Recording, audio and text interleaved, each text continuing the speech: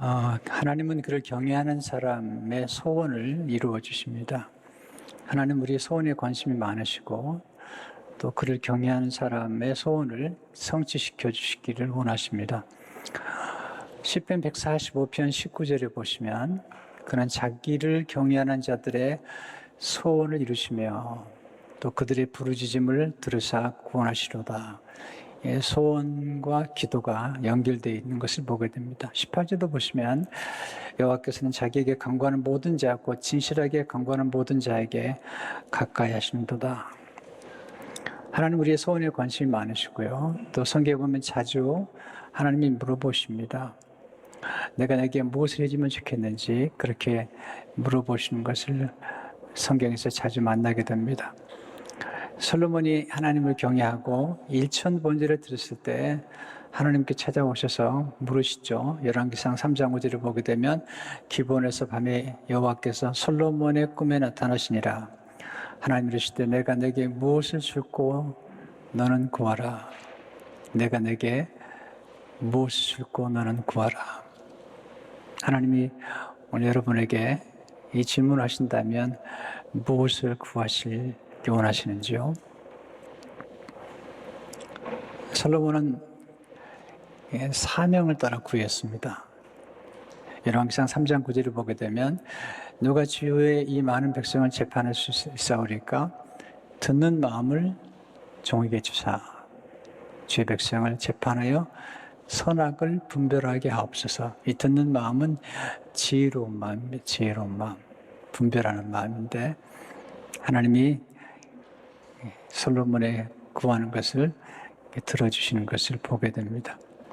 하나님 인간을 만드실 때 소원을 품고 살 때 가장 강력한 에너지를 발휘하도록 그렇게 만드셨습니다.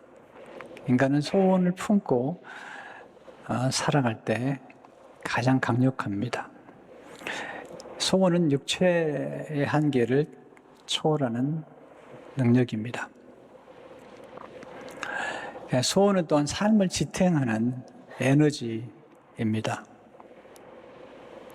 소원은 의미 있는 삶을 살도록 도와주는 강력한 힘입니다. 로버트 레슬리라는 분이 인생을 보는 눈이라는 책을 쓰셨는데 오래전에 읽은 책인데요.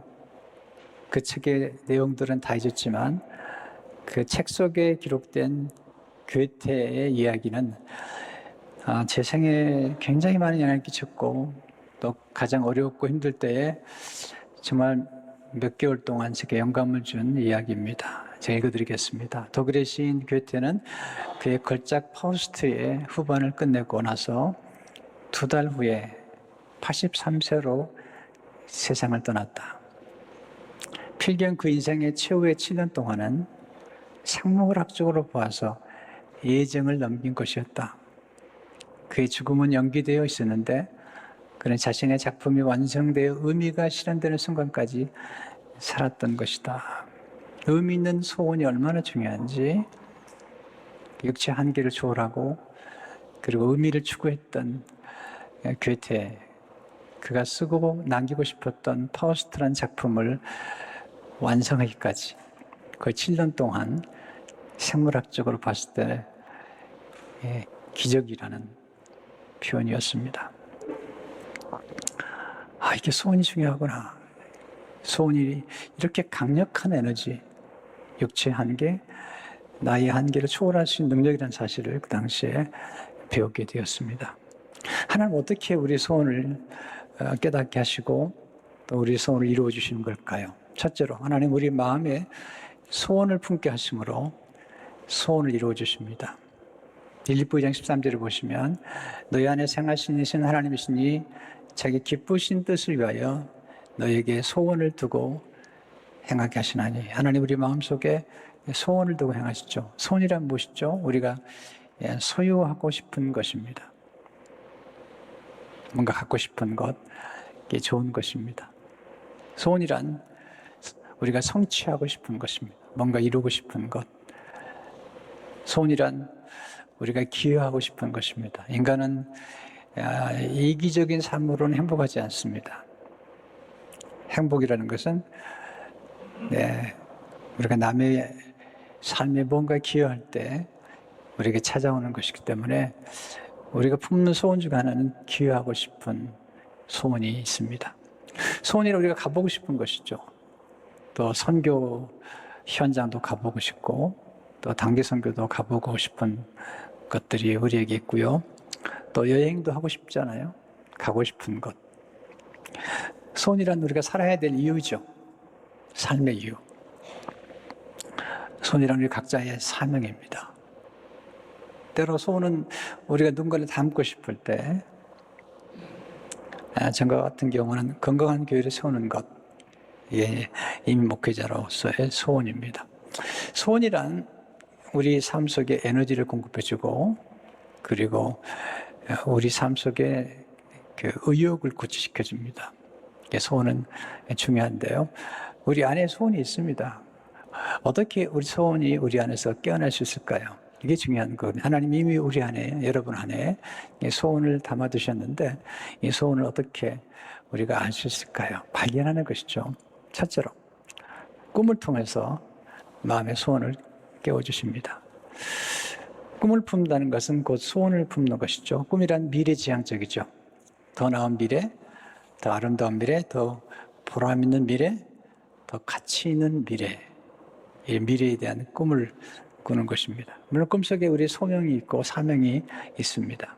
하나님 요셉에게 꿈을 주셨어요. 꿈을 자세히 살펴보면 그 속에 요셉의 미래가 담겨 있습니다. 창세기 30장 6절 7절을 보시면 요셉이 그들에게 이르되 청하건대 내가 꾼 꿈을 들으시오.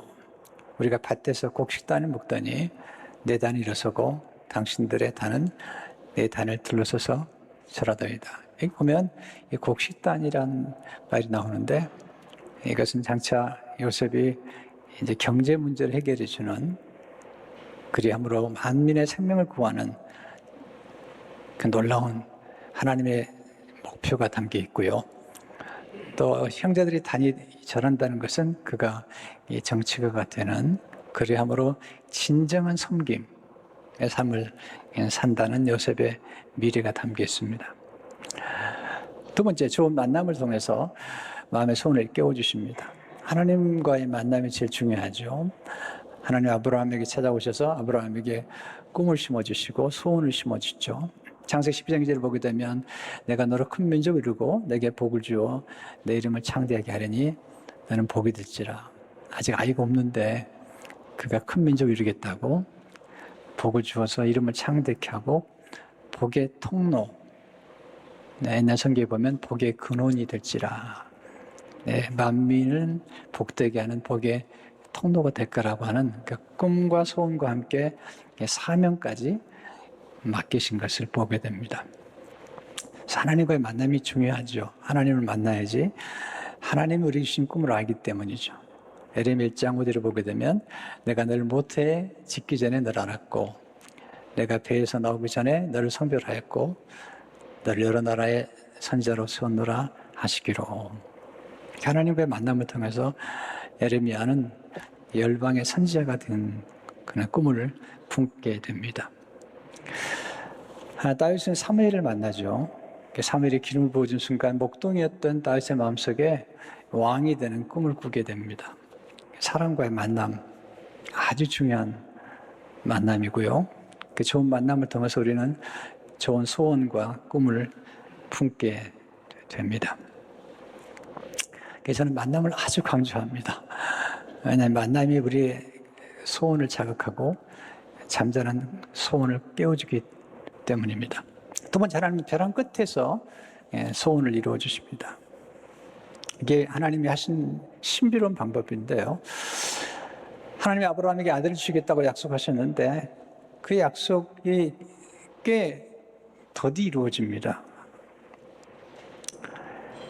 나이가 이제 99세가 되었을 때 벼랑 끝이죠. 사라가 90세, 경수가 끊어졌는데 하나님 찾아오십니다. 하나님 그때 개입하세요. 우리 인생 가운데 항상 나이가 든다고 너무 낙심하거나 이제 인생 끝났다고 생각하는 것은 맞지 않습니다. 아브라함에게 찾아오신 때가 75세고 99세거든요. 또 모세에게는 80세에 찾아오시거든요. 창세기 10장 1절을 보게 되면 아브라함이 99세 때 여호와께서 아브라함에게 나타나서 그에게 이르시되 나는 전능한 하나님이라 나는 내 앞에서 행하여 완전하라. 99세 때. 그리고 경수가 끊어진 사라에게 찾아오신 것입니다.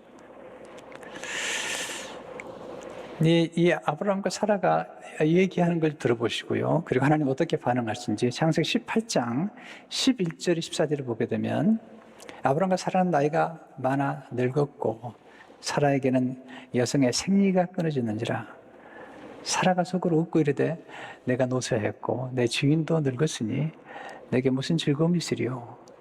여호와께서 아브라함에게 이르시되 사라가 왜 웃으며 이르기를 내가 늙었거늘 어떻게 아들을 낳으려 하느냐. 여호와께 능하지 못한 일이 있겠느냐. 기한이 이를 때 내가 내게로 돌아오니 사라에게 아들이 있으리라. 우리 너무 쉽게 판단하죠. 너무 쉽게 포기하죠. 나이가 많아서, 몸이 연약해서. 우리 인간이기 때문에 그럴 수밖에 없어요. 나이가 들면 아무래도 옛날 같지 않죠. 하나님은 낙심하고 또 이제는 더 이상 소망이 없다고 말하는 아브라함과 사라에게 찾아오셔서 소원을 품어하시고 그 소원을 이루어주시는 것들을 보게 됩니다. 네, 시바타 도요라는 일본 시인이 계신데요. 지금은 이 세상을 떠나셨습니다. 근데 그분이 99세 때 시집을 출판했는데 너무나 영감을 받았습니다. 시집 이름이 너무 놀라워요. 약해지지 마. 90세부터 시를 쓰기 시작해서 나중에 시집을 출판하게 됐는데 그분이 쓴 시 하나만 읽어드릴게요. 비밀이라는 시인데요. 나 죽고 싶다고 생각한 적이 몇 번이나 있었어. 하지만 시를 짓기 시작하고 많은 이들의 격려를 받아 지금은 우는 소리 하지 않아. 98배도 사랑을 하는 거야. 꿈도 많아. 구름도 타보고 싶은 걸.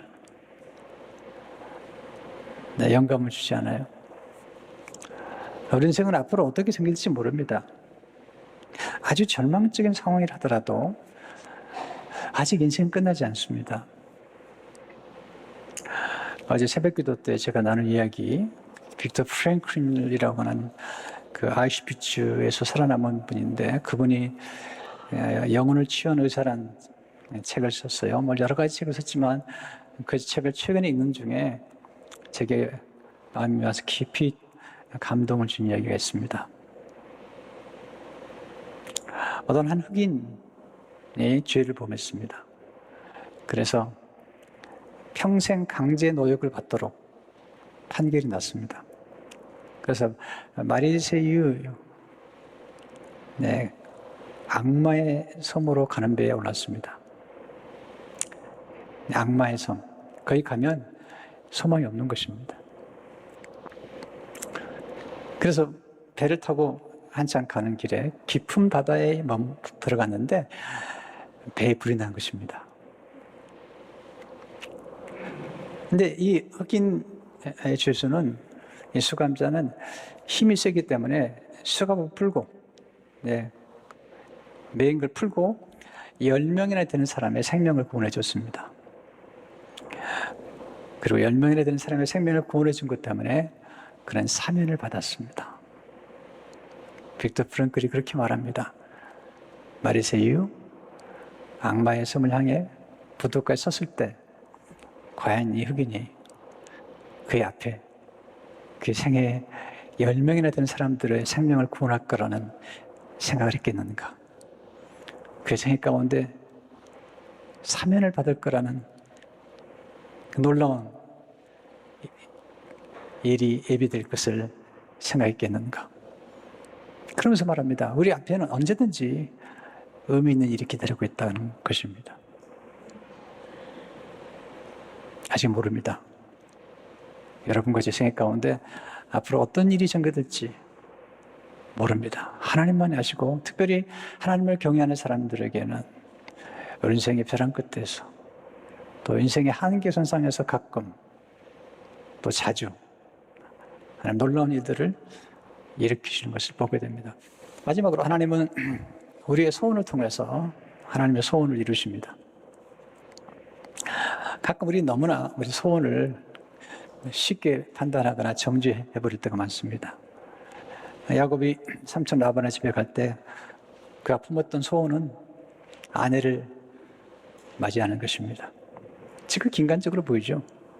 그리고 가서 라헬을 얻기 위해서 14년 일합니다. 거기서 레아도 만나고요. 근데 야곱이 거기서 12명의 자녀를 낳게 되고 그 중에 한 아들 라헬을 통해서 라헬을 14년 일했는데 라헬을 통해서 낳은 아들 요셉이 나중에 국무총리가 되고 그리고 그 형제들의 생명을 보존해 줍니다. 요셉이 지켜주었던 생명, 그 형제 생명 가운데 유다가 있습니다. 그리고 그 유다의 후손으로 다윗이 예수님 모시잖아요. 그럴지 모르죠. 아이를 낳고 싶은 소원, 이런 소원을 가져도 되나? 한나를 보세요. 한나가 아이를 낳고 싶은 소원이 있었는데 그 결과로 사무엘을 낳게 되고 나중에 다윗에게 기름을 부고 놀라운 역사를 일으킨 것을 보게 됩니다. 하나님께서는 우리 안에 어떤 소원을 두셔서 그 소원을 통해서 하나님의 놀라운 소원을 이루십니다. 결국은 아브라함과 이삭과 야곱이 품었던 그 소원들이 예수 그리스도에게 와서 하나님의 소원으로 완성되는 것을 보게 됩니다. 자, 그렇다면 우리가 어떻게 소원을 성취할 수 있을까요? 제가 배운 지혜 5가지 짧게 말씀드리겠습니다. 첫째, 소원을 마음에 품으십시오. 소원이 있어야지 소원을 이룹니다. 주님이 38년 된 병자를 찾아오셔서 주님 말씀하세요. 내가 낫고자 하느냐? 저는 그 질문이 너무 충격적이에요. 38년 동안 병들었으면 왜 낫고 싶지 않겠습니까? 근데 주님이 물어보시는 거예요. 정말 낫고 싶은지. 어떤 사람은 낫고 싶지 않거든 거예요. 그냥 아픈 채로 살고 싶은 거죠. 책임감도 없이. 근데 건강해지면 자기 인생에 책임을 지며 살아가야 되잖아요. 남을 도우면서. 시각장애인 바디메오가 예수님 찾아왔을 때 내가 내게 무엇을 해주기 원하느냐? 보기를 원하나이다. 그 놀라운 기도예요. 시각장애인이 태어나서 한 번도 본 적이 없는데 예수님께 와서 물어보잖아요. 예수님께서 내가 내게 무엇을 해주기 원하느냐? 보기를 원합니다. 소원을 품을 때 이 소원이 이루어집니다. 두 번째, 소원을 성취하기 위해서 기도하셔야 됩니다. 기도는 소원을 성취를 위해서 드리는 기도입니다. 물론 기도의 차원은 다양하지만 그 중에 하나가 구하는 거죠. 하나님, 내 안에 소원이 이루어 주십시오. 시편 1편을 보게 되면 그의 마음의 소원을 들어주셨으며 그의 입술의 요구를 거절하지 아니하셨나이다. 소원과 기도는 연결되어 있습니다. 시편 30편 4절 5절을 보게 되면 또 여호와를 기뻐하라. 그가 내 마음의 소원을 내게 이루어 주시려다. 내 길을 여호와께 맡기라. 그러지 하면 그가 이루시고. 야곱의 기도는 소원을 성취한 기도잖아요. 한나도 마찬가지고. 셋째로, 소원을 성취하기 위해서 목표를 설정하고 계획을 세우십시오. 예레미야는 예루살렘 성벽 재건을 위해서 구체적인 목표를 세우고 구체적인 계획을 세우고 실천해 오겠습니다. 시편 20편 4절을 보게 되면 내 마음의 소원대로 허락하시고 내 모든 계획을 이루어 주시기를 원하노라. 소원이 있으면 계획을 세우게 되고요. 또 계획을 세운 다음에 행동하게 됩니다. 넷째로, 소원을 성취하는 데 필요한 자원을 동원해서 소원을 성취하십시오. 소원을 성취하려면 4가지 자원이 필요해요. 제가 자주 반복해서 우리 교인들은 다 외웠죠. 첫째, 지적 자원이죠. 내가 하려고 하는 일을 알아야 되잖아요. 두 번째가 인적 자원입니다. 사람이 필요해요. 셋째가 재정적 자원입니다. 넷째가 영적 자원이죠. 이 네 가지 자원을 동원해서 소원을 성취하고 또 하나님의 소원을 우리가 함께 이루어드리는 것을 보게 됩니다. 다섯 번째, 소원을 성취하기 위해서는 대가를 지불할 줄 알아야 됩니다. 한나가 대가를 지불하죠. 하나님 아들을 주시면 내가 아들을 하나님께 드리겠습니다. 하나님이 우리를 구원하기 위해서 지불한 대가가 십자가입니다. 작은 소원은 그냥 이룰 수 있습니다. 쉽게. 그러나 큰 소원은 시간이 많이 걸립니다. 그리고 대가도 지불해야 됩니다. 그리고 큰 소원을 이루려면 목표도 세우고 계획도 세우고 전략도 필요합니다. 그리고 잘 준비해야 됩니다. 그게 하나님의 원리입니다. 하나님의 소원은 예수님 십자가에서 성취되었습니다. 구약의 모든 소원들은 결국 예수 그리스도의 십자가에 와서 완성됩니다. 왜 예수님 십자가의 소원이 성취된 것이 우리에게 축복이 될까요? 고린도서 5장 17절을 보시면 그런즉 누구든지 그리스도 안에 있으면 새로운 피조물이라 이전 것은 지나갔으니 보라 새 것이 되었도다. 우리 예수 그리스도께서 십자가 돌아가심으로 죄인된 우리가 의인이 되었습니다. 우리가 저주 아래 있던 우리가 축복 아래 있게 되었습니다. 더 중요한 게 있습니다. 성령께서 오셔서 우리 안에 무한한 잠재력을 활성화시켜 주신 것을 보게 됩니다. C.S. 루이스가 천국은 어떤 곳일까? 지옥과의 차이가 뭘까? 지옥은 인간이 가지고 있는 모든 잠재력을 다 파멸시켜 버립니다. 지옥 마귀 역사하면 죄를 짓게 되고 도둑질하고 죽이고 멸망시키는 일을 하게 되죠. 그러나 성령께서 오시게 되면 우리 잠재력이 극대화됩니다. 마치 겨자씨 하나를 씌우면 커서 나무가 되고 그리고 새들이 깃드는 것처럼 예수 그리스도 안에서 우리 잠재력은 엄청난 놀라운 역사가 나타나는 것들을 보게 됩니다. 예수님께서 베드로를 만나신 다음에 베드로에게 말씀하시죠. 내가 장착해봐. 반석 같은 인물이 될 것이다. 이것은 예수 그리스도를 통해서 우리 인간이 가지고 있는 무한한 잠재력을 우리가 발휘할 수 있다는 것입니다. 우리 자녀들을 위해서 투자하잖아요. 왜냐하면 우리 자녀 속에는 무한한 잠재력이 있습니다. 하나님을 경외하는 자, 하나님은 소원을 이루어 주십니다. 소원을 품으십시오. 꿈을 꾸십시오. 비록 나이가 드셨다고 할지라도 성령이 임하시면 젊은이는 환상을 보고 어른들은 꿈을 꾼다고 말씀하고 있습니다. 기억하십시오. 흑인 죄수가 마리세유를 향해 가는 그 악마의 섬을 향을 떠날 때 그의 앞에 10명이나 된 사람들을 구원할 거라는, 그리고 사면받을 거라는 생각을 하지 못했을 것입니다. 그날 길을 떠났더니 놀라운 일이 전개됐습니다. 여러분과 저희 생애 가운데 하나님의 예비하신 길이 있습니다. 근데 그 길이 처음에 보이지 않습니다. 그러나 벼랑 끝에 섰을 때, 또 때로 나이가 들었을 때, 아무도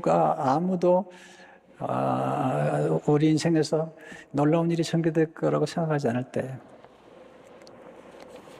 사라가 나중에 고백하잖아요. 창세기 21장 6절 7절을 보게 되면 이런 고백을 하죠. 사라가 이르되 하나님 나를 웃게 하시니 듣는 자가 다 나와 함께 웃으리로다. 또 이르되 사라가 자식들을 젖먹이겠다고 누가 아브라함에게 말했으면은 아브라함의 노경에 내가 아들을 낳았도다. 아니라 꼭 자녀이기만 한 게 아니라 우리 삶 가운데 성취할 수 있는 아름다운 사역들, 아름다운 열매들이 우리를 기다리고 있습니다. 하나님의 큰 은혜가 함께 하심으로 아름다운 소원들을 성취하시기를 주의 이름으로 축원합니다.